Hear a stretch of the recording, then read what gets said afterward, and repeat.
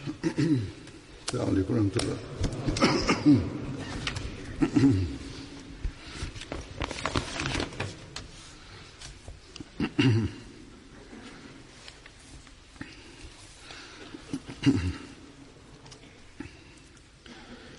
أشهد أن لا إله إلا الله وحده لا شريك له وأشهد أن محمدا عبده ورسوله أما بعد فأعوذ بالله من الشيطان الرجيم بسم الله الرحمن الرحيم الحمد لله رب العالمين الرحمن الرحيم مالك يوم الدين إياك نعبد وإياك نستعين اهدنا الصراط المستقيم صراط الذين أنعمت عليهم غير المغضوب عليهم ولا الضالين.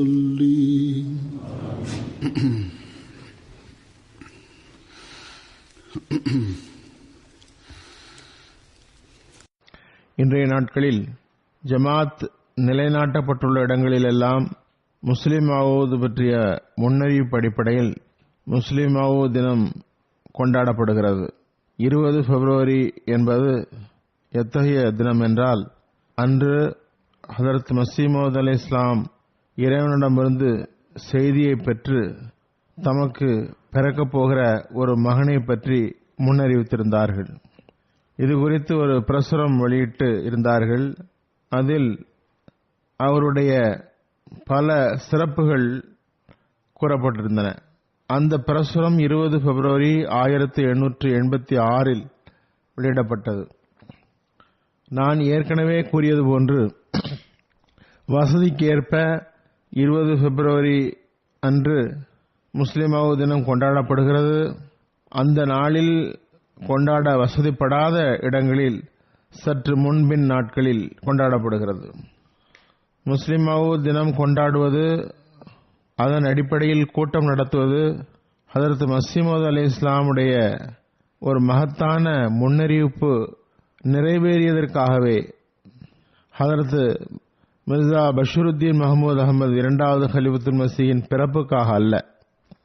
இதனை நான் தெளிவுபடுத்தி கூற காரணம், தற்போதைய புதிய தலைமுறையை சார்ந்தவர்கள் அல்லது குறைமதியாளர்கள் முஸ்லிம் மவ்ஊத் தினம் கொண்டாடுகிறோம், பிறகு மற்ற கலீஃபாக்களின் பிறந்த நாளை ஏன் கொண்டாடுவதில்லை என்கின்றனர். ஒன்றை தெளிவாக விளங்க வேண்டும், இந்த நாள் முஸ்லிம் மவ்ஊத் பிறந்த நாள் அல்ல. அன்னார் பிறந்தது 1889 ஜனவரி மாதம் 12ஆம் தேதியாகும். இந்த தெளிவுக்கு பிறகு நாம் இந்த முஸ்லிம் மவ்ஊத் பற்றிய முன்னறிவிப்பு பற்றி கூறுகிறேன். முதலில் ஹதரத் மஸீஹ் மவ்ஊத் அலைஹிஸ்ஸலாமுடைய வார்த்தைகளில் அதனை கூறுவேன். அது அவர்களின் எழுத்துகளில் இருந்து நிரூபணமாகிறது. அன்னார் இந்த முன்னறிவிப்பில் கூறப்பட்டவர் மிர்சா பஷீருத்தீன் மஹ்மூத் அஹமது ஆகிய இரண்டாவது கலீஃபத்துல் மஸீஹ் தான் என்று கருதியிருந்தார்கள். முதலாவது கலீஃபத்துல் மஸீஹின் கருத்தும் அவ்வாறே இருந்தது. இந்த முன்னறிவிப்பில் கூறப்பட்டிருப்பவர் ஹதரத் இரண்டாவது கலீஃபத்துல் மஸீஹ் அவர்கள்தான். மற்ற சில பெரியவர்களும் அவ்வாறே கருதியிருந்தார்கள். அதுபோன்று அன்னாருக்கு பல சிறப்பம்சங்கள் இருந்தன. அந்த அடையாளங்கள் நிறைவேறுவதை நம்மோரும் மற்றோரும் குறிப்பிட்டிருக்கிறார்கள், உணர்ந்தும் இருந்தார்கள். அது சம்பந்தமாக சில சான்றுகளையும் எடுத்து வைக்கின்றேன். முதலாவதாக இது சம்பந்தமாக முன்னறிவிப்பு வார்த்தைகள் ஹதரத் மஸீஹ் மவ்ஊத் அலைஹிஸ்ஸலாமுடைய வார்த்தைகளில் இவ்வாறு உள்ளன. முன்னறிவிப்பு தொடர்பாக இந்த எளியவன் 1886 பிப்ரவரி 20 ஹிஜ்ரி 15 ஜமாத்துல் அவ்வல் ஆகிய இன்று இதில் கூறப்பட்டபடி இல்ஹாமிய வாசகங்கள் எடுத்து வைக்கப்படுகின்றன. பிறகு விரிவாக பத்திரிகைகள் எழுதப்படும் இன்ஷா அல்லாஹ். மகத்துவமிக்க மற்றும் கண்ணியமான எல்லாவற்றின் மீதும் ஆற்றல் படைத்தவனுமாகிய அல்லாஹ், அவன் பெயர் மகத்தானது. அவன் எனக்கு இல்ஹாம் மூலமாக கூறினான், நீர் என்னிடம் கேட்டதற்கு இணங்க நான் அருளின் ஓர் அடையாளத்தை உமக்கு தருகின்றேன். நான் உமது மன்றாடுகளை செவியுற்றேன். மேலும் நான் எனது அருள்களால் உமது துஆக்களை ஏற்றுக்கொண்டேன். உமது பயணத்தை உமக்கு அருளுக்குரியதாக ஆக்கினேன். எனவே ஆற்றல், அருள், இறை நெருக்கம் ஆகிய அடையாளங்கள் உமக்கு அளிக்கப்படுகின்றன. அருள், பேரருள் ஆகிய அடையாளங்கள் உமக்கு வழங்கப்படுகின்றன.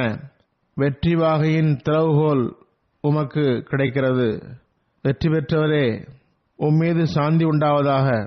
வாழ்க்கையை விரும்புபவர்கள் மரணத்தின் பிடியிலிருந்து தப்புவதற்காகவும், கல்லறைகளில் அமங்கி கிடப்பவர்கள் வெளியில் வருவதற்காகவும் இறைவன் இதை கூறியிருக்கின்றான். மேலும் இஸ்லாம் மார்க்கத்தினுடைய சிறப்பு, அல்லாஹ்வுடைய வார்த்தைகளின் அந்தஸ்து மக்களுக்கு வெளிப்படுத்துவதற்காகவும், உண்மை அதன் எல்லா அருள்களுடனும் வந்துவிடுவதற்காகவும், பொய் தனது அனைத்து தீய சகுனங்களுடனும் வெருண்டோடி விடுவதற்காகவும் இறைவன் இதனை கூறியுள்ளான். மேலும் நான் ஆற்றல் மிக்கவன் எனவும் விரும்புவதை செய்யக்கூடியவன் எனவும் மக்கள் புரிந்து கொள்ளட்டும்.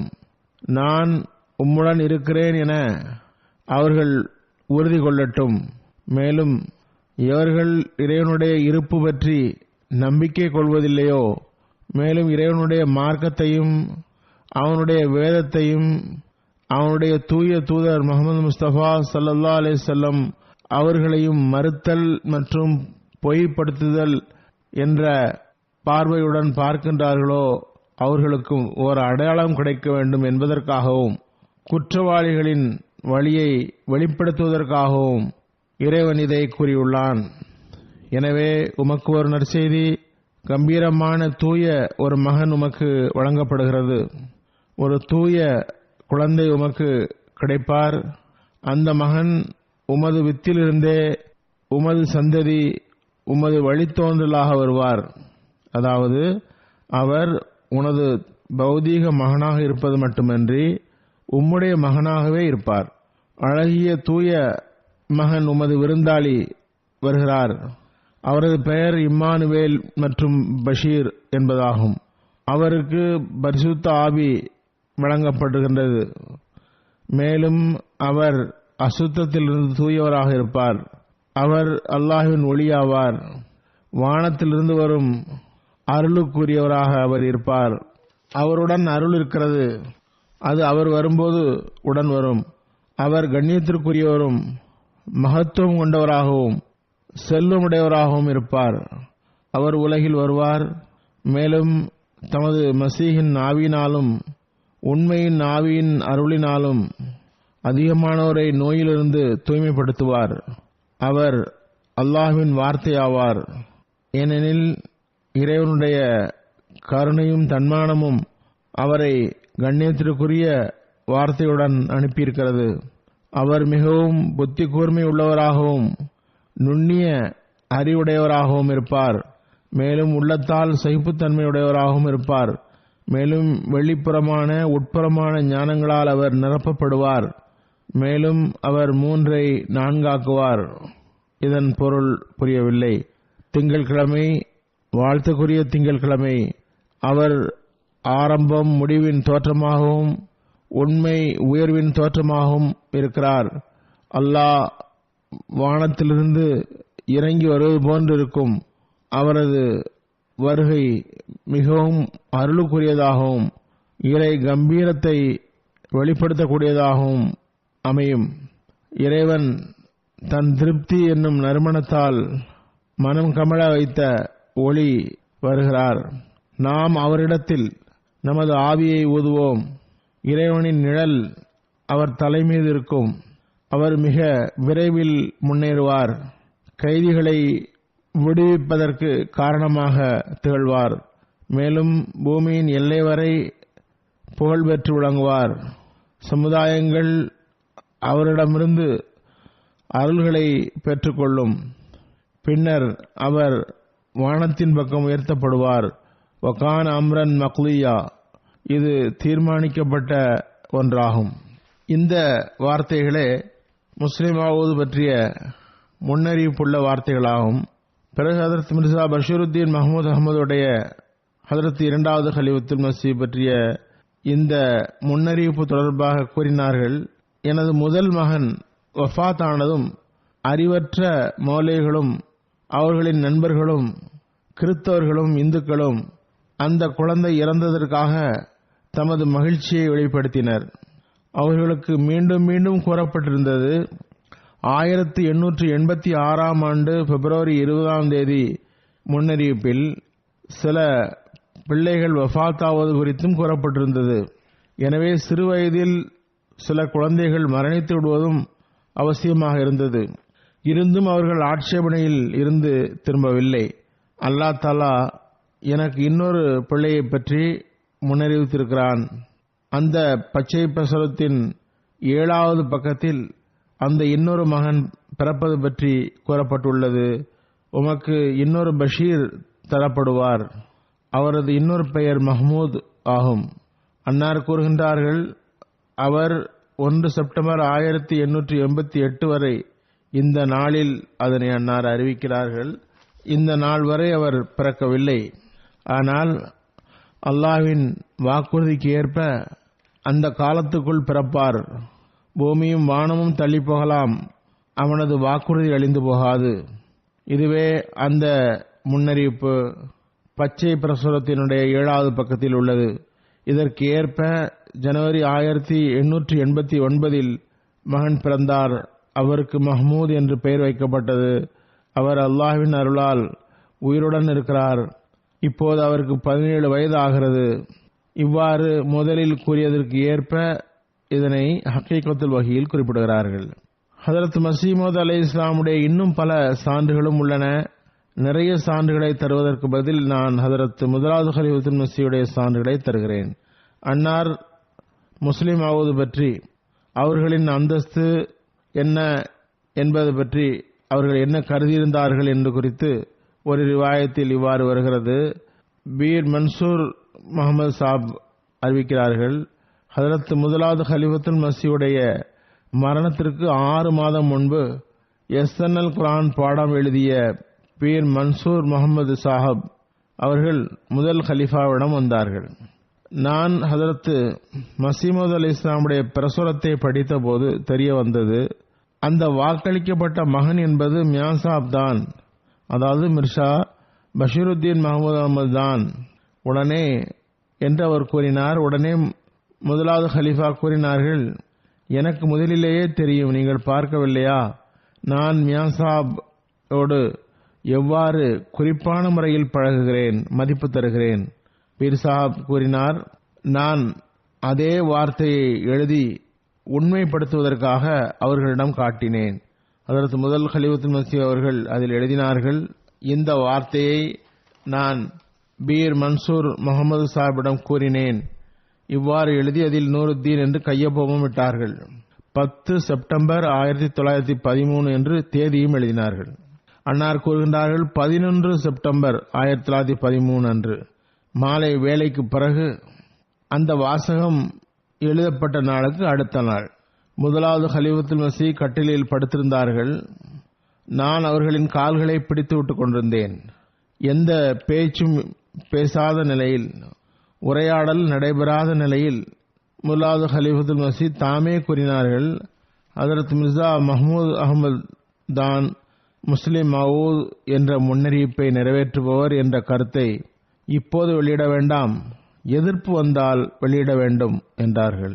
இன்னொரு பெரியவர் குலாம் ஹுசைன் சாப் நம்பர்தார் முல்லா ராசியாக்கூர் என்ற சியால்கோட் மாவட்டத்தை சார்ந்த ஒரு ஊரை சார்ந்தவர், ஹதரத் இரண்டாவது கலீஃபத்துல் மஸீஹ் தான் முஸ்லிம் மவ்ஊத் என்று அறிவித்த போது எழுதினார், எனது அன்பிற்குரிய தலைவரும் வழிகாட்டியுமான ஹதரத் இரண்டாவது கலீஃபத்துல் மசீதான் முஸ்லிம் மவுத் ஐயதுல்லா ஆவார்கள் என்று 30 ஜனவரி அல் ஃபசல் பத்திரிகை படித்து அல்லாஹ்வுக்கு நன்றி தெரிவிக்கின்றேன். அல்ஹம்துலில்லாஹ், அல்லாஹ் நான் கண்ட கனவை உண்மையாக்கிவிட்டான். மேலும் கூறுகின்றார்கள், ஹுசூருக்கு தெரிந்திருக்கலாம், ஹதரத் முதல் கலீஃபத்துல் மஸீஹ் அவர்கள் உயிருடன் இருக்கும்போது அல் ஃபசல் பத்திரிகை அலுவலகத்தில் சாதிகான் சாப் மர்ஹூம் சியால்கோட்டி ஹுசூருக்கு வாழ்த்து சொல்லும்போது அல்லாஹ் எனக்கு கனவில் காட்டினான், முதல் கலீஃபத்துல் மஸீஹ்க்கு பிறகு ஹுசூர் இரண்டாவது கலீஃபா ஆவார்கள். தாங்கள் வெற்றி பெறுவீர்கள். உங்கள் மீது வஹி இறங்கும். இந்த கனவை நான் முதலாவது கலீஃபாவிடமும் கூறினேன். ஹுசூர் மிகவும் மகிழ்ச்சியுடன் அதனை உண்மைப்படுத்தினார்கள். இதனால் தான் அவருக்கு இப்போதே எதிர்ப்பு தொடங்கிவிட்டது என்று கூறினார்கள். சையத் ஹாமித் ஷா சாஹப் மர்ஹூம் அவர்களுக்கு முஸ்லிம் மவுத் பற்றிய தமது கனவை கூறினார்கள். நீங்களே முஸ்லிம் மவுத் என்று வாதம் செய்தீர்கள் என்றார்கள். அதற்கு முஸ்லிம் மவுத் 1944 தான் தாம் முஸ்லிம் மவுத் என்று அறிவிப்பு செய்தார்கள். ஆனால் எனக்கு அன்னார்தான் கலீஃபத்துல்லா மற்றும் முஸ்லிம் மவுத் என்று முதலாவது கலீஃபத்துல் மஸீஹ் இருக்கும்போதே உறுதியாகிவிட்டது.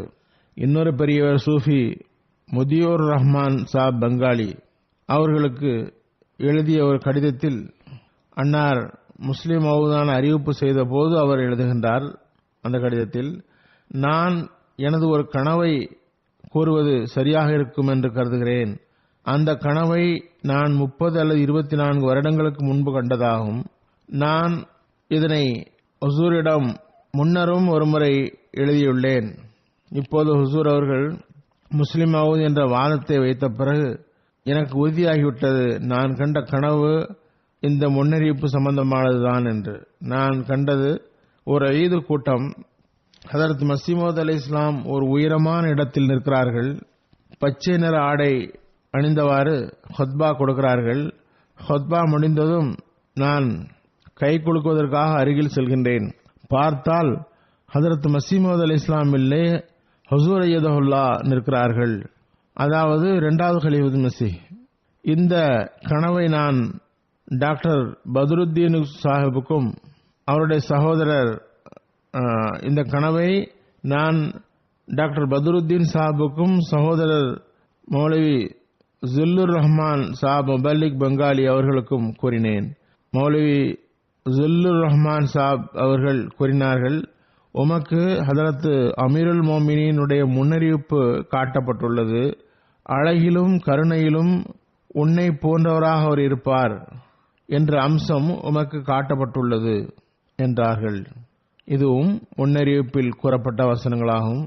இதுபோன்று ஷேக் முகமது இஸ்மாயில் சாப் கூறுகின்றார்கள், நாங்கள் பலமுறை ஹதரத் மஸீஹ் மவ்ஊத் அலைஹிஸ்ஸலாமிடமிருந்து கேட்டுள்ளோம். ஒரு முறை அல்ல, பலமுறை கேட்டுள்ளோம்.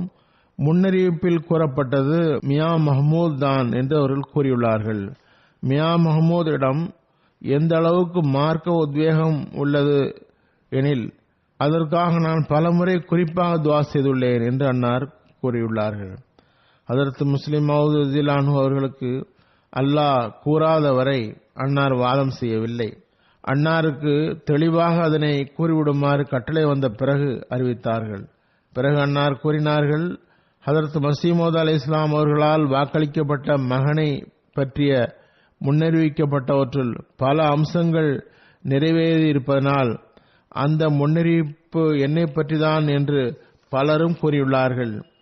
அவர்களிடம் நான் இவ்வாறே கூறி வந்தேன், அல்லாஹ் எனக்கு கட்டளையிடாமல் நான் அவ்வாறு ஒருபோதும் அறிவிக்க மாட்டேன். இறுதியில் அந்த நாளும் வந்தது. அல்லாஹ் எனது வாயினால் அதனை அறிவிக்க செய்தான். பிறகு அன்னார் ஹோசியார்பூர் கூட்டத்தில் அறிவிப்பு செய்த போது கூறினார்கள், இறைவன் மீது ஆணையாக நான் கூறிக்கொள்கின்றேன், ஹதரத் மஸீஹ் மவ்ஊத் அலைஹிஸ்ஸலாம் அவர்களின் முன்னறிவிப்புக்கு ஏற்ப தமது வாக்களிக்கப்பட்ட மகனாகவும் அன்னாரது பெயரை பூமியின் எல்லை வரை எட்ட செய்வதாகவும் கூறியது என்னைத்தான். லாகூரின் கூட்டத்தில் கூறினார்கள், தனித்தவனும் பிடிப்பதில் கடுமையானவனுமாகிய இறைவன் மற்றும் எத்தகைய இறைவன் பெயரால் சத்தியம் செய்வது சபிக்கப்பட்டவனின் பணியோ அத்தகைய இறைவன் மீதும் எவன் மீது இட்டு கட்டுபவர் அவனது தண்டனையிலிருந்து தப்ப முடியாதோ அந்த இறைவன் மீதும் ஆணை. இறைவன் இந்த லாகூரின் நகரில் நம்பர் 13 டம்பிள் ரோட்டில் ஷேக் பஷீர் அஹமத் சாப் அட்வொகேட் வீட்டில் வைத்து எனக்கு அறிவித்தான். நான் தான் ஹதரத் மஸீஹ் மவ்ஊத் அலைஹிஸ்ஸலாமுடைய முன்னறிவிப்பை நிறைவேற்றக்கூடிய மகனாவேன். நான் முஸ்லிம் மவ்ஊத் ஆவேன்.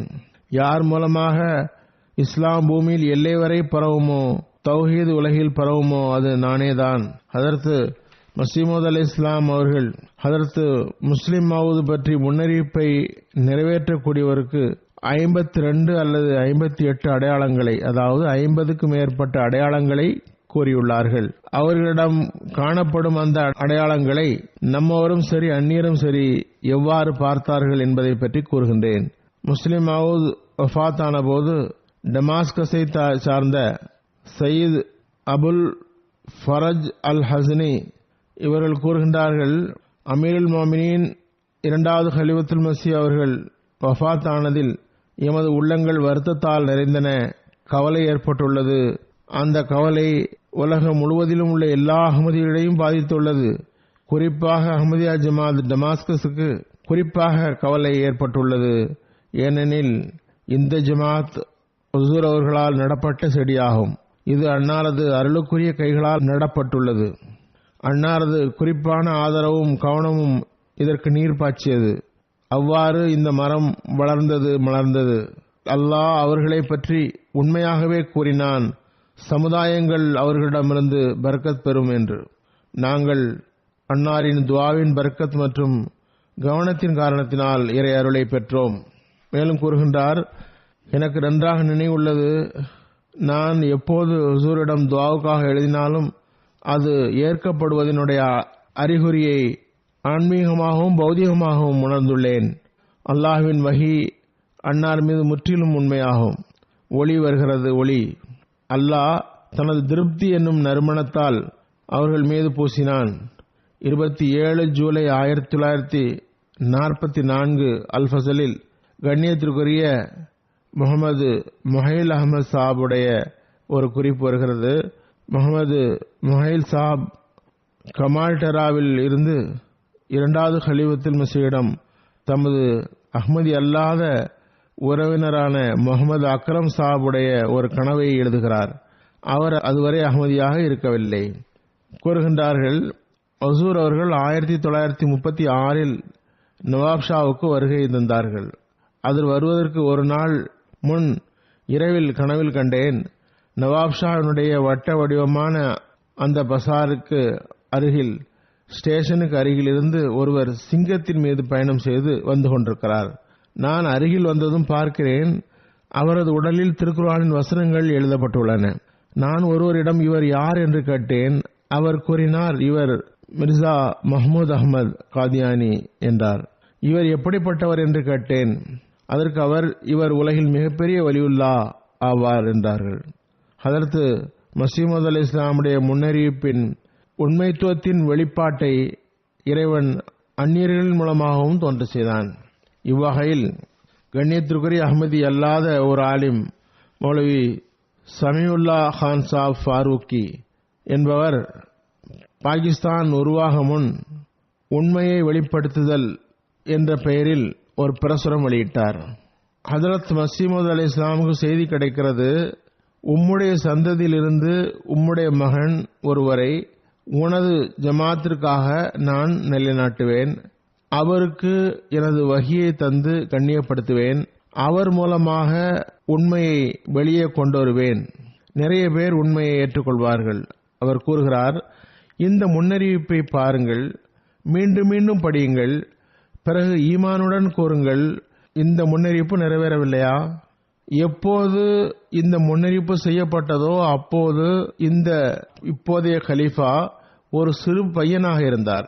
ஹதரத் மிர்சா சாப் அந்த சிறுவனை கலீஃபாவாக ஆக்குமாறு எந்த உயிலும் எழுதவில்லை. ஹிலாஃபத்தின் தேர்வு மக்களின் கருத்துக்கு விடப்பட்டிருந்தது. இந்த வகையில் பெரும்பாலார் ஹக்கீம் நூருத்தீன் சாஹிப்பை ஹலீஃபாவாக தேர்ந்தெடுத்தார்கள். அப்போது அவரது எதிரிகள் வாக்களிக்கப்பட்ட மகன் பற்றிய முன்னறிவிப்பை கூறி ஏளனமும் செய்தனர். முதலாவது ஹலீஃபா உருவாக்கப்பட்ட போது பலரும் ஏளனமாக பேசினர். மகன் வருவார் என்றார், பாருங்கள் மகன் இப்போது வரவும் இல்லை என்றனர். ஆனால் ஹக்கீம் சாப் வஃபாத் ஆனதும் மிர்சா பஷீருத்தீன் மஹமூத் கலீஃபாவானார். இதனை அஹ்மதி அல்லாதவர் எழுதுகிறார். அஹ்மதி இல்லை, இது உண்மையாகும். அன்னாரின் காலத்தில் அஹ்மதியத் அடைந்த முன்னேற்றம் வியக்கத்தக்கதாக இருந்தது. மிர்சா சாஹிபுடைய காலத்தில் அஹ்மதியத் மிகவும் குறைவாக இருந்தது. முதலாவது ஹலீஃபாவினுடைய காலத்தில் சிறப்பான எந்த முன்னேற்றமும் ஏற்படவில்லை. ஆனால் தற்போதைய ஹலீஃபாவின் காலத்தில் மிர்சாயியத் உலகின் அனைத்து பகுதிகளிலும் பரவிவிட்டது. நிலைமையை பார்த்தால் அடுத்த மக்கள் தொகை கணக்கெடுப்பில் அவர்களின் எண்ணிக்கை 1931 இருந்ததை விட 2 மடங்கு ஆகிவிடும். இவர்களை எதிர்க்கும் எதிரிகளின் முயற்சிகள் முன்னர் இருந்ததை விட அதிகமாக ஒருங்கிணைந்து செயல்பட்ட போதிலும் கூட இதுவே நிலை. மேலும் மிர்சா சாஹிபுடைய சந்ததியில் இருந்து அவரது முன்னறிவிப்புக்கு ஏற்ப ஜமாத்திற்கு ஒருவர் நிறுத்தப்படுவார். அவரது காலத்தில் ஜமாத் வியத்தகு முன்னேற்றத்தை அடைந்தும் விடும் என்றது அதிலிருந்து தெளிவாக தெரிகிறது. மிர்சா சாஹிபுடைய முன்னறிவிப்பு முழுக்க முழுக்க நிறைவேறிவிட்டது. பிறகு இந்தியாவினுடைய ஒரு முஸ்லிம் அல்லாத சீக்கிய பத்திரிகையாளர் அர்ஜுன் சிங், ரங்கீன் பத்திரிகையினுடைய எடிட்டர் அம்ரிட்சர் கூறுகின்றார், மிர்சா சாஹிப் 1901 கூறினார். அப்போது தற்போதைய ஹலீஃபா சிறு பையனாக இருந்தார். அப்போது முன்னறிவிப்பு செய்தார், எனக்கு ஒரு மகன் பிறப்பான் என்றும் ஒரு நாள் அவன் எனது அன்புக்குரியவனாவான் என்றும் முன்னறிவித்தாய். அவனை விட்டும் எல்லா இருளையும் அகற்றுவாயாக. ஒரு உலகையே திருப்பி காட்டுவேன். எனது எதிரிகளை இழிவுபடுத்திய எனது இறைவன் தூயவன். இந்த முன்னறிவிப்பு உண்மையில் ஆச்சரியமானதாகும். 1901 மிர்சா பஷீருத்தீன் மஹமூத் அஹ்மது பெரிய ஆலிம் ஃபாசில் அல்ல, அல்லது அவருக்கு பெரிய அளவில் அப்பொழுது அரசியல் திறமையும் இல்லை. அந்த நேரத்தில் உனது மகன் இவ்வாறு இருப்பார் என்று கூறுவது அவரது ஆன்மீக ஆற்றலுக்கு ஒரு சான்றாகும். மிர்சா சாஹிப் வாதத்தை வைத்து ஒரு அரியணைக்கு அடிக்கோல் நாட்டியுள்ளார் என்று எவரும் கூறலாம். எனவே எனக்கு பிறகு எனது பிரதிநிதித்துவம் எனது மகனுக்கு கிடைக்கும் என்று அவர் விரும்பியுள்ளார் என்று கூறலாம். ஆனால் அந்த எண்ணம் தவறாகும். ஏனென்றால் மிர்சா சாஹிப் தனது பிரதிநிதித்துவம் பற்றி நிபந்தனை எதுவும் விதிக்கவில்லை. கண்டிப்பாக கலீஃபா எனது குடும்பத்தில் சார்ந்தவர்தான் வர வேண்டும் என்று கூறவே இல்லை. அவருக்கு பிறகு கலீஃபாவாக வந்திருக்கக்கூடிய நபரும் மிர்சா சாஹிபுடைய குடும்பத்துடன் எந்த தொடர்பும் இல்லாதவராகவே இருந்துள்ளார். முதல் கலீஃபாவுக்கு பிறகும் கூட வேறொருவர் கலீஃபாவாக வருவதும் கூட மிகவும் சாத்தியமான ஒன்றாகவே இருந்தது. இந்த வகையில் மௌலவி முகமது அலி சாப் அமீர் ஜமாத் லாகூர் ஜில்லா அவர் கூட கலீஃபாவாக ஆக்கப்படலாம் என்று எதிர்பார்க்கப்பட்டவராக இருந்தார். ஆனால் பெரும்பாலார் மிர்சா பஷீருத்தீன் மஹமூதை ஆதரித்தனர். அவர் கலீஃபாவானார். அவர் மேலும் எழுதுகிறார், பெரிய மிர்சா சாஹிப்பிடம் ஒரு ஆன்மீக ஆற்றலும் இல்லை என்றால் அவர் எவ்வாறு இதை அறிந்தார்? எனது மகன் இவ்வாறு ஆவார் என்று மிர்சா சாஹிப் இவ்வாறு அறிவித்த போது அவருக்கு 3 மகன்கள் இருந்தனர். அவர் 3 பேருக்காகவும் துஆ செய்தார். ஆனால் முன்னறிவிப்பு ஒருவரை பற்றிதான். நாம் பார்க்கிறோம், யதார்த்தத்தில் ஒருவரிடம் அந்த முன்னறிவிப்பு நிறைவேறியது. உலகில் பெரும் மாற்றம் ஏற்பட்டது. அன்று ஜமாத்திடம் இருந்த வசதி வாய்ப்புகள் இன்று இருந்தது போன்று இல்லை. இப்போதும் கூட நம்மிடம் நிறைய வசதிகள் இல்லை. இருந்தும் கூட இப்போது இருக்கிற அளவுக்கு அப்போது வசதி இருந்ததில்லை. ஆனால் அந்த நிலையிலும் கூட அல்லாஹ்வின் உதவி ஒத்தாசையால் உலகில் 50க்கும் மேற்பட்ட நாடுகளில் ஜமாத்தின் செடி நடப்பட்டது. எல்லா கண்டங்களிலும் ஜமாத்து உருவாகிவிட்டது. இது முஸ்லிம் மவுதுடைய முன்னறிவிப்புக்கு ஏற்ப இருந்தது. பிறகு முஸ்லிம் மவுதுடைய வருகையின் நோக்கம் இஸ்லாம் மார்க்கத்துடைய சிறப்பும் அல்லாஹ்வின் வார்த்தைகளின் அந்தஸ்தும் மக்களிடம் வெளிப்பட வேண்டும். இந்தியா பாகிஸ்தான் துணை கண்டத்தினுடைய பிரபல முஸ்லிம் லீடர் புகழ்பெற்ற கவிஞர் மௌலவி ஜஃபர் அலி கான் சாப் ஜமீன்தார் பத்திரிகையினுடைய பத்திரிகை. இவர் மிகவும் தெளிவான வார்த்தைகளில் ஒப்புக்கொண்டவாறு எழுதுகின்றார். காதை திறந்து கேளுங்கள், நீங்களும் உங்கள் மக்களும் மிர்சா மஹ்மூதை கியாமத் வரை எதிர்க்க இயலாது. மிர்சா மஹ்மூதிடம் குரான் உள்ளது, குரானின் அறிவு உள்ளது. உங்களிடம் என்ன உள்ளது? நீங்கள் கனவில் கூட குரானை படித்ததில்லை. மிர்சா மஹ்மூதிடம் எத்தகைய ஜமாத் உள்ளதென்றால் அந்த ஜமாத் தனது உயிர் பொருள் அனைத்தையும் அன்னாரின் ஒரு சைகையில் அன்னாரின் காலடியில் வைத்துவிடும். மிர்சா மஹ்மூதிடம் முபல்லிக்மார்கள் உள்ளனர், பல்வேறு அறிவில் தேர்ந்தவர்கள் உள்ளனர். அவர்கள் உலகில் எல்லா இடத்திலும் தமது கொடியை நாட்டியுள்ளார்கள். முஸ்லிம் மவ்ஊத் பற்றி இறை வாக்குறுதி, அவர் உலுல் அஸ்ம் உறுதி வாய்ந்த எண்ணமுடையவராக இருப்பார். மேலும் அவர் வெளிப்படையான மற்றும் உட்புறமான அறிவால் நிரம்பியவராக இருப்பார். இந்த வகையில் இந்தியாவில் உள்ள சூஃபி ஹசன் நிசாமி தஹ்லவி அன்னாருடைய எழுத்தாற்றல் பற்றி எழுதுகின்றார். பெரும்பாலும் அவர் நோயுற்றிருப்பார், ஆனால் அவர் நோய் அவரது செயல்பாட்டை கெடுக்க முடிந்ததில்லை. எதிர்ப்பின் புயலில் நிம்மதியாக செயல்பட்டு தமது ஆண்மையை நிரூபித்துள்ளார். அரசியல் அறிவு இருந்தது, மார்க்க அறிவும் நன்றாக இருந்தது, போர் திறமையும் இருந்தது. அதாவது அறிவு மற்றும் எழுத்தாற்றல் மிக்கவராக இருந்தார். வாக்களிக்கப்பட்ட மகன் குறித்து முக்கியமான இன்னொரு முன்னறிவிப்பு என்னவென்றால், இவர் கைதிகளை விடுவிப்பதற்கு காரணமாக இருப்பார். இதுவும் பல்வேறு கோணத்தில் நிறைவேறியது. மனித அறிவு வியந்து போகும் அளவில் நிறைவேறியது. காஷ்மீர் விடுதலை இயக்கம் அதற்கு ஒரு அத்தாட்சியாகும். இந்த திட்டத்தை வெற்றி பெற செய்த பெருமை ஆல் இண்டியன் காஷ்மீர் கமிட்டிக்கே சேரும். இந்தியா மற்றும் பாகிஸ்தானுடைய மிக பெரும் தலைவர்கள் ஜுல்ஃபிகார் அலிகான், டாக்டர் சர் முகமது இக்பால், காஜா ஹசன் நிசாமி தஹ்லவி, சையத் ஹபீப் ஜியாசத் பத்திரிகையினுடைய தலைமை ஆசிரியர், இவர்களின் ஆலோசனைப்படி 25 ஜூலை 1931 ஷிம்லாவில் இந்த கமிட்டி நிறுவப்பட்டது. இக்கமிட்டியின் தலைமை பொறுப்பை இரண்டாவது ஹலீஃபத்துல் மஸீஹிடம் ஒப்படைக்கப்பட்டது. அன்னாருடைய வெற்றிகரமான தலைமையின் கீழ் காஷ்மீர் முஸ்லிம்கள் மனித உரிமை மறுக்கப்பட்ட, நீண்ட காலமாக அடிமையாக இருந்தவர்கள் மிகவும் குறைந்த காலத்தில் சுதந்திர காற்றை சுவாசித்தனர். அரசியல் சமூக உரிமைகள் அவர்களுக்கு ஒப்புக்கொள்ளப்பட்டன. அப்பகுதியில் முதல் முறையாக சட்டசபை நிறுவப்பட்டது. அன்னாரது பேச்சில் மற்றும் அன்னாருடைய பேச்சு மற்றும் எழுத்து காரணத்தினால் பொருத்தமான பிரதிநிதித்துவம் கிடைத்தது. முஸ்லிம் பிரஸ் அன்னாரது பணிகளை ஒப்புக்கொண்டவாறு அன்னாரை பாராட்டி எழுதினார்கள். இக்காலத்தில் காஷ்மீரில் நிலைமை மிகவும் நெருக்கடியாக இருந்தது. கருத்து வேறுபாடுகள் இருந்த போதிலும் மிர்சா சாஹிப்பை தலைவராக ஏற்றுக்கொண்டனர். அன்னார் இப்பணியை வெற்றியை கருத்தில் கொண்டு மிகச் சிறந்த முறையில் செய்தார். கருத்து வேறுபாடு காரணமாக மிர்சா சாஹிப்பை தேர்ந்தெடுக்காமல் இருந்தால் திட்டம் தோல்வி அடைந்திருக்கும். கருணைக்குரிய இந்த உம்மத் நஷ்டத்தை சந்தித்திருக்கும். மௌலானா முகமது அலி ஜவஹர் சாப், இவர் பெரிய அரசியல்வாதி, ஆலிமும் கூட. ஹம்தர்த் பத்திரிகையில் அவர் எழுதுகிறார், ஜனாப் மிர்சா பஷீருத்தீன் மஹமூத் அஹமத் மற்றும் அவரது ஒழுங்கமைக்கப்பட்ட ஜமாத் குறித்து குறிப்பிடாவிட்டால் அது நன்றிகேடாகும்.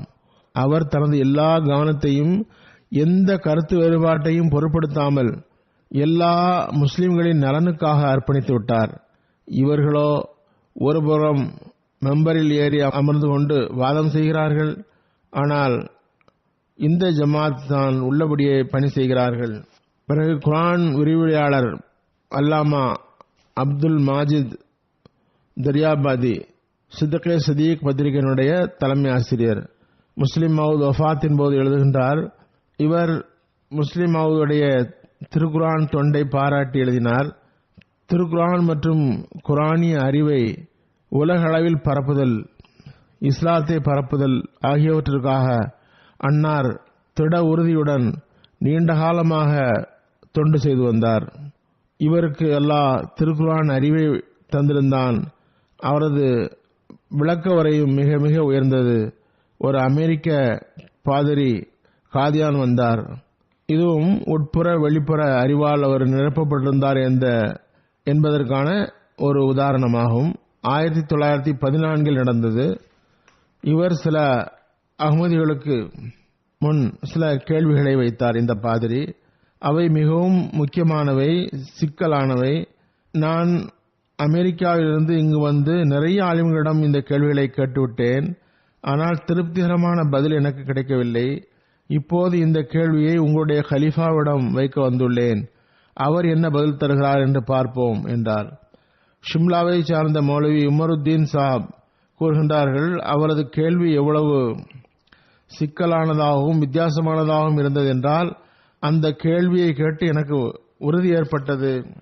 ஹதரத் சாப் முற்றிலும் இள வயதினர். முறைப்படி அவர்கள் படிக்கவும் இல்லை, வயதும் குறைவு, பொது அறிவும் குறைவு. எனவே இந்த கேள்விகளுக்கு அன்னார் பதில் தர முடியாது. இதனால் ஜமாத்து பற்றிய தப்பெண்ணம் ஏற்படும். இவர் எல்லா இடமும் போய் சொல்வார், ஹதரத் சாப் பதில் சொல்லவில்லை என்று இந்த அமெரிக்கன் பாதிரி திரும்பி போய் முழு உலகிலும் பிரச்சாரம் செய்வார். அஹ்மதிய கலீஃபாவுக்கு ஒன்றும் தெரியவில்லை. கிறிஸ்தவத்திற்கு எதிராக இவரால் நிற்க முடியாது. இவர் பெயரளவில் தான் கலீஃபாவாக இருக்கிறார் என்று கூறுவாரே. இது மௌலி சாஹிபுடைய எண்ணமாக இருந்தது. இந்த நிலையில் நான் மிகவும் கஷ்டத்துக்குள்ளானேன். அந்த மௌலி சாஹிப் கூறுகின்றார்கள், இந்த நிலையில் நான் மிகவும் கஷ்டத்துக்குள்ளானேன். அஹ்மதிய பாதிரியை ஹஜ்ரத் சாஹிப்பை சந்திக்காமல் அப்படியே திருப்பி அனுப்பிவிட முயன்றேன். ஆனால் எனது முயற்சி ஜெயிக்கவில்லை. நான் கண்டிப்பாக சந்தித்துவிட்டே செல்வேன் என்று அவர் உறுதியாக இருந்தார். எனவே நான் ஹஜ்ரத் சாஹிப்பிடம் போனேன். அமெரிக்க பாதிரி வந்திருக்கிறார், தங்களிடம் சில கேள்விகள் கேட்க விரும்புகிறார், என்ன செய்வது என்று கேட்டேன். ஹஜ்ரத் சாஹிப் எந்த தயக்கமும் இன்றி கூட்டி வாருங்கள் என்றார்கள். பிறகு நான் அவரை அழைத்து சென்றேன். இருவருக்கும் இடையில் நான் தான் மொழிபெயர்ப்பாளராக இருந்தேன். அமெரிக்கன் பாதிரி சம்பிரதாயமான பேச்சுகளுக்கு பிறகு தனது கேள்வியை ஹஜ்ரத் சாஹிப்பிடம் எடுத்து வைத்தார். அதன் பொருளை நான் கூறினேன். முஸ்லிம் மவ்ஊத் மிகவும் நிதானமாக அந்த கேள்வியை கேட்டார்கள். பிறகு அதற்கு எவ்வளவு திருப்திகரமான பதில் தந்தார்கள் என்றால், அதனை கேட்டு நான் வியந்தேன். எனக்கு இவ்வாறு அன்னார் ஞானமிக்க திடமான பதில் தருவார்கள் என்ற நம்பிக்கை வரவில்லை. நான் அந்த பதிலை அமெரிக்கன் பாதிரிக்கு கூறியதும் அவருக்கும் ஆச்சரியம் ஏற்பட்டது. இன்று வரை நான் இதுவரை அறிவுபூர்வமான உரையாடலையும் சான்றுகளையும் எவரது வாயிலிருந்தும் கேட்கவில்லை. உங்கள் கலீஃபா பெரும் ஸ்காலர், உலக மதங்கள் குறித்து நல்ல அறிவு அவருக்கு இருக்கிறது. இதனை கூறிவிட்டு மிகவும் மரியாதையுடன் ஹஜ்ரத் சாஹிபுடைய கைகளை முத்தமிட்டவாறு அவர் சென்று விட்டார். பிப்ரவரி 1945 ஹஜ்ரத் முஸ்லிம் மவ்ஊத் அவர்கள் லாகூரில் உள்ள அஹ்மதியா ஹாஸ்டலில் இஸ்லாத்தினுடைய பொருளாதார நிலை குறித்து உரை நிகழ்த்தினார்கள். அன்னாரிடம் உலகியல் அறிவும் நிறைய இருந்தது. லெக்சருக்கு பிறகு அதன் கூட்டத் தலைவர் லாலா ராம்சந்த் ஒரு சின்ன உரை நிகழ்த்தினார். அதில் கூறினார், நான் என்னை மிகவும் பேறு பெற்றவனாக கருதுகிறேன். எனக்கு இத்தகைய மதிப்பு வாய்ந்த சொற்பொழிவை கேட்கும் வாய்ப்பு கிடைத்துள்ளது. அஹ்மதியா இயக்கம் முன்னேறுவதில் எனக்கு மிகவும் மகிழ்ச்சி, மிக மிக வளர்ச்சி பெறுகிறது. சொற்பொழிவை நீங்கள் கேட்டீர்கள். இதில் ஹுசூர் மிகவும் மதிப்புமிக்க புதிய புதிய விஷயங்களை குறிப்பிட்டார்கள். எனக்கு இந்த உரையினால் பெரும் பலன் கிடைத்துள்ளது. நீங்களும் இந்த மதிப்பு வாய்ந்த விவரங்களிலிருந்து பலன் பெற்றிருப்பீர்கள் என்று நம்புகிறேன். இந்த கூட்டத்திற்கு முஸ்லிம்கள் மட்டுமன்றி முஸ்லிம் அல்லாதவர்களும் வந்துள்ளார்கள் என்பதில் எனக்கு மகிழ்ச்சி ஏற்படுகிறது. முஸ்லிம்கள் மற்றும் முஸ்லிம் அல்லாதவர்களுக்கிடையில் தொடர்பு மேம்படுவதில் எனக்கு மகிழ்ச்சி ஏற்படுகிறது. ஜமாத் அஹ்மதியாவின் கண்ணியமிக்க நண்பர்களுடன் கருத்துக்களை பகிர்ந்து கொள்ளும் வாய்ப்பு எனக்கு கிடைத்துள்ளது. இந்த ஜமாத் எடுத்து வைக்கும் இஸ்லாம் இந்த நாட்டுக்கு மிகவும் பயனுள்ளதாகும். முதலில் நான் கருதியிருந்தது மிகவும் தவறாக இருந்தது. அதாவது இஸ்லாம் தனது சட்டங்களில் முஸ்லிம்களை மட்டுமே கவனத்தில் வைத்துள்ளது, முஸ்லிம் அல்லாதவர்களை கவனத்தில் வைப்பதில்லை என்று எண்ணினேன். இன்று அஹ்மதியா ஜமாத்துடைய இமாம் உடைய உரையை கேட்ட பிறகு இஸ்லாம் எல்லா மக்களிடமும் சம உரிமையை தருகிறது என்று தெரிந்தேன். அதனை கேட்டு மிகவும் மகிழ்ச்சி அடைந்தேன். நான் முஸ்லிம் அல்லாத நண்பர்களிடம் கூறுவேன், இஸ்லாத்திற்கு கண்ணியம் தருவதில் உங்களுக்கு என்ன கஷ்டம்? நீங்கள் ஹுசூருடைய உரையை 2.5 மணி நேரம் அமைதியாக கேட்டீர்கள். ஒரு ஐரோப்பியன் இதனை பார்த்தால் ஆச்சரியப்பட்டிருப்பான், இந்தியா இவ்வளவு முன்னேறிவிட்டதா என்று. இதற்காக நான் உங்களுக்கு நன்றி தெரிவித்துக் கொள்கின்றேன். நீங்கள் அமைதியாக உரையை கேட்டீர்கள். நான் என் சார்பாகவும் உங்கள் எல்லாரின் சார்பாகவும் ஜமாத்தின் இமாமுக்கு லட்சோப நன்றிகளை தெரிவித்துக் கொள்கின்றேன். அன்னார் மிகவும் மதிப்புமிக்க செய்திகளை கொண்ட உரையை நமக்கு வழங்கியுள்ளார்கள் என்று கூறினார். ஜனாப் அக்தர் சாப் எம்ஏ, பட்னா பல்கலைக்கழகத்தினுடைய உருது பிரிவினுடைய தலைவர், புரொஃபசர் அப்துல் மன்னான் பெத்தல், பார்சி துறையினுடைய முன்னாள் தலைவர், பட்னா யூனிவர்சிட்டி, அவருக்கு தஃப்சீர் கபீர் சம்பந்தமாக தமது ஒரு சம்பவத்தை கூறுகின்றார். ஒரு நாள் நான் 1க்கு 2 முறை ஹதரத் 2வது கலீஃபத்துல் மஸீஹுடைய தஃப்சீர் கபீருடைய தொகுப்புகளை பட்னா பல்கலைக்கழகத்தினுடைய பார்சி துறையினுடைய தலைவரிடம் கொடுத்தேன்.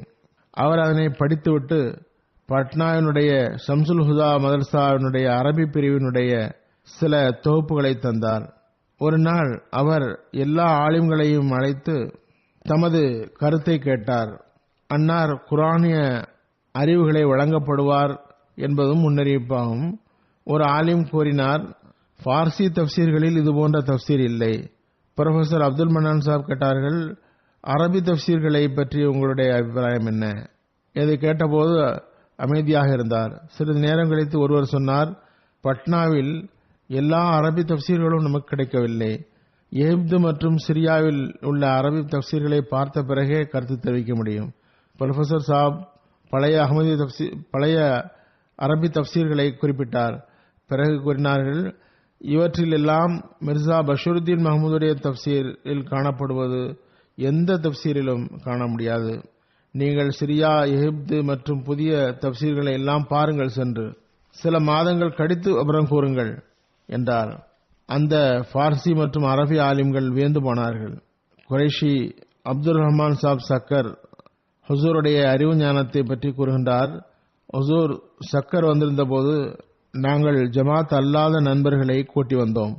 எனது ஒரு நண்பர் தமது அறிவில் பெருமை கொண்டவர்.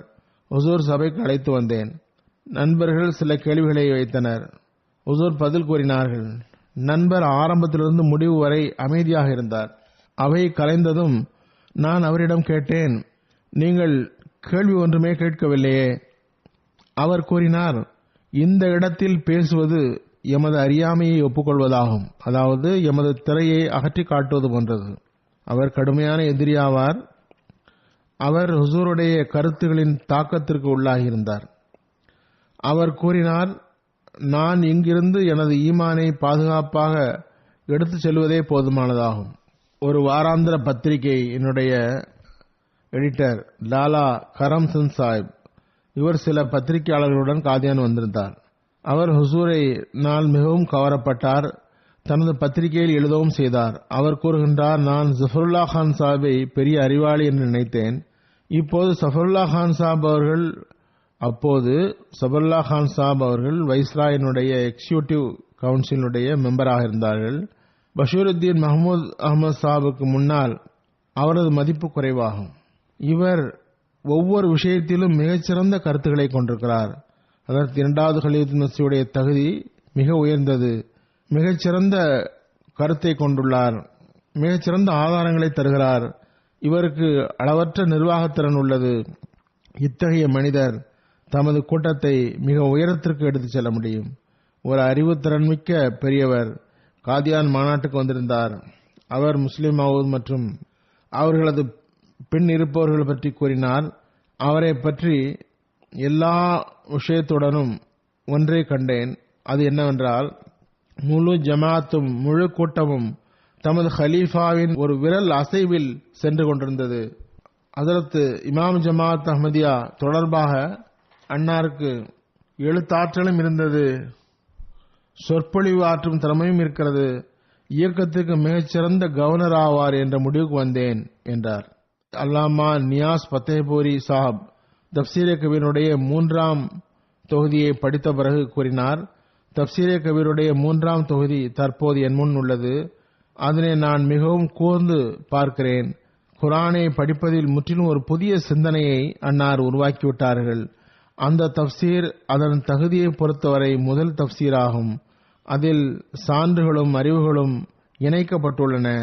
அன்னாரது அறிவாற்றல், பரந்த பார்வை, அசாதாரண தொலைநோக்கு, அழகிய சான்றுகளை விளக்கும் ஆற்றல் ஆகியவை அன்னாரின் ஒவ்வொரு சொல்லிலும் தென்படுகின்றது. அதனை இதுவரை படிக்கவில்லையே என்ற ஆதங்கம் எனக்கு ஏற்பட்டது. இதன் எல்லா தொகுப்புகளையும் படிக்க வேண்டும் என்று நினைக்கிறேன். நான் நேற்று சூரா ஹூதுடைய தப்சீர் படித்தேன். ஹதரத் லூத் அலைஹிஸ்ஸலாம் உடைய பற்றி அன்னாருடைய கருத்துக்களை படித்து எனக்கு வியப்பு அதிகமாகியது.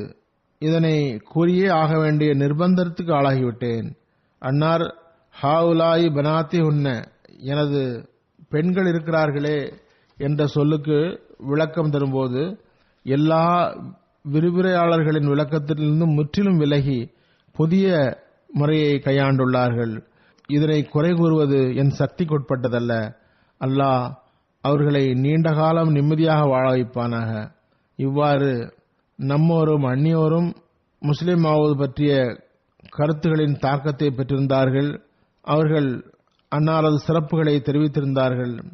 அவர்களை அது ஆச்சரியத்திற்கு உள்ளாக்கியது. முன்னறிவிப்பில் இவை அனைத்தும் தெளிவாக விளக்கப்பட்டும் உள்ளன. தற்போது இந்த கூட்டங்களில் இந்த சம்பந்தமான முன்னறிவிப்புகளை கேட்டு நாம் ஹதரத் முஸ்லிம் மவ்ஊதுடைய தகுதியை உயர்த்துவதற்காக துஆ செய்ய வேண்டும். அத்தோடு நாம் நம்மையும் ஆய்வு செய்ய வேண்டும். அஹ்மதிகள் ஒவ்வொருவரும் ஓர் உறுதியுடன் அஹ்மதியத்திற்காக தமது எல்லா தகுதிகளையும் பயன்படுத்துவது அவசியமாகும். இதனை நாம் செய்தால் அஹ்மதியத்தின் முன்னேற்றத்தை நமது வாழ்விலேயே முன்னரையோடு அதிகமாக ஏற்படுவதை பார்ப்போம். அல்லாஹ் நமக்கு அதற்கு வாய்ப்பு தருவானாக.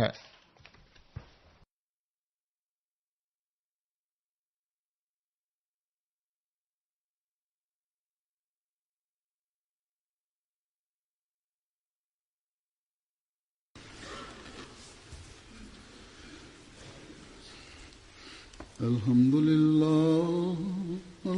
لله نحمده ونستعينه ونستغفره ونؤمن به ونتوكل عليه ونعوذ بالله من شرور أنفسنا ومن سيئات أعمالنا. من يهده الله فلا مضل له ومن يضلل فلا هادي له. ونشهد أن لا إله إلا الله ونشهد أن لا إله إلا الله ونشهد أن محمدا عبده ورسوله. عباد الله رحمكم الله، إن الله يأمر بالعدل والإحسان وإيتاء ذي القربى وينهى عن الفحشاء والمنكر والبغي يعظكم لعلكم تذكرون. اذكروا الله يذكركم وادعوه يستجب لكم ولذكر الله